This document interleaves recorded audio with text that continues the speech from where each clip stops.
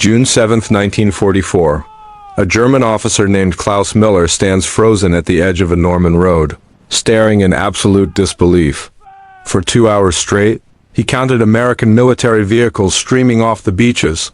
117 identical reconnaissance cars. 117. Each one spotless, fresh, as if it had just been unwrapped from a factory floor. But what shattered him wasn't the sight of those vehicles. It was the realization of what they meant. Germany wasn't fighting an army. It was fighting a machine, a living, breathing industrial monster that was swallowing the entire war whole. And the terrifying part? The Germans never saw it coming.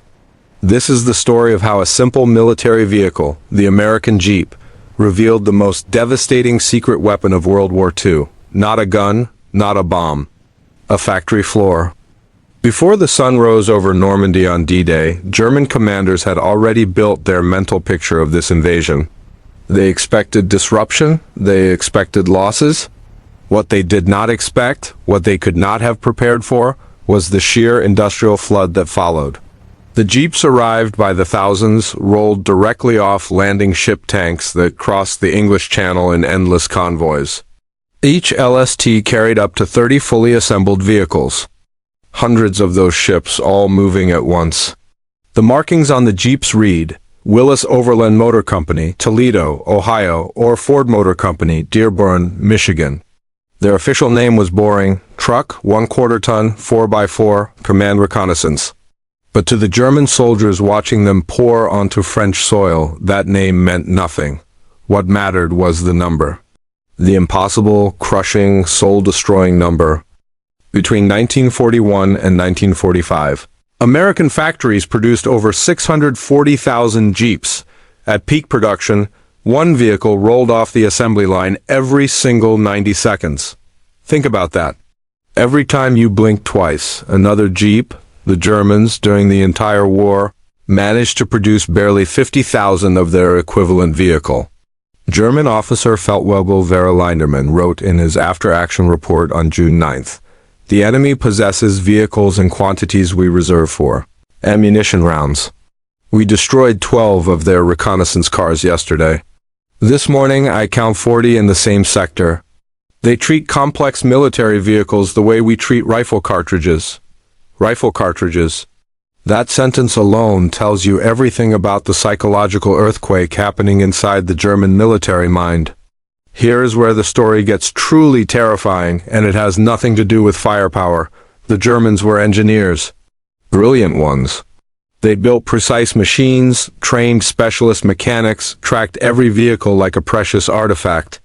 Losing a vehicle through carelessness was a court-martial offense. The German military mind treated equipment like art. The Americans treated it like toilet paper. American military planners had done a cold calculation. A Jeep's combat life expectancy was 90 days. So instead of building repair systems, they built replacement systems.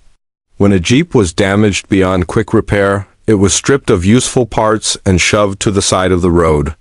A new one would arrive within hours, delivered by the same endless supply chain that connected the beaches to the front, lines like a mechanical bloodstream.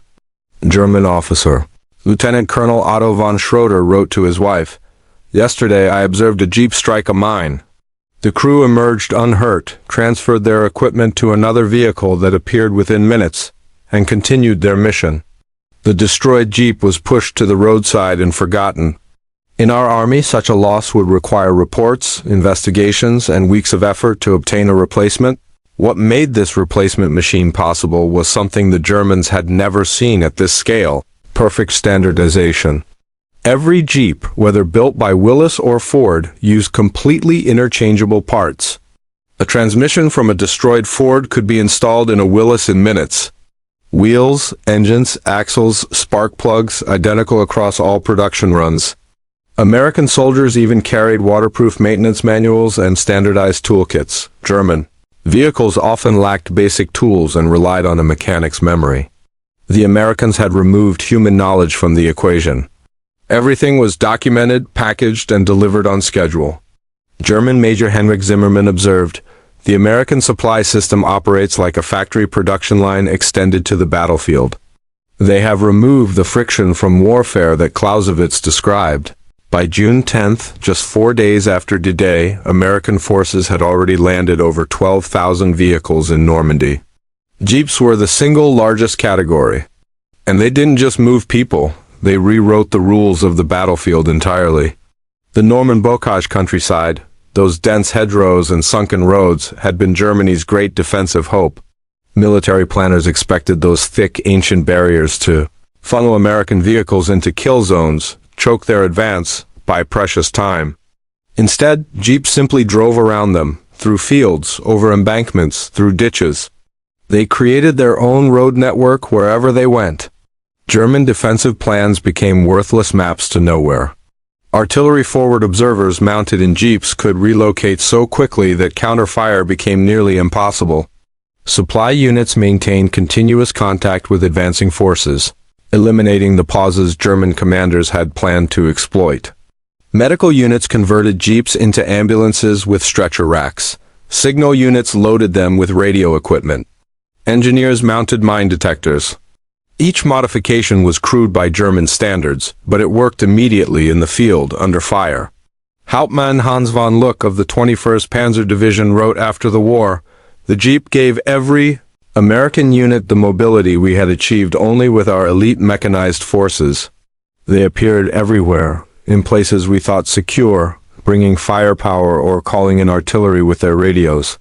We could not establish a continuous front because the Americans simply drove around our positions." By late July, American forces in Normandy possessed over 15,000 vehicles. German intelligence estimated that even if the Americans suffered 50% vehicle losses, they would still be more motorized than any German division at full strength. When this report reached Berlin, it was dismissed as defeatist fiction. It was actually conservative.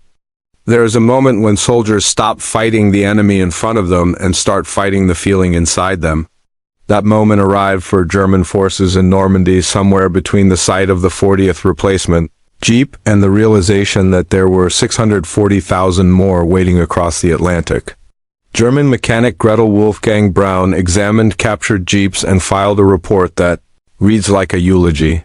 Every component is designed for mass production and easy replacement. The engine is simple but adequate.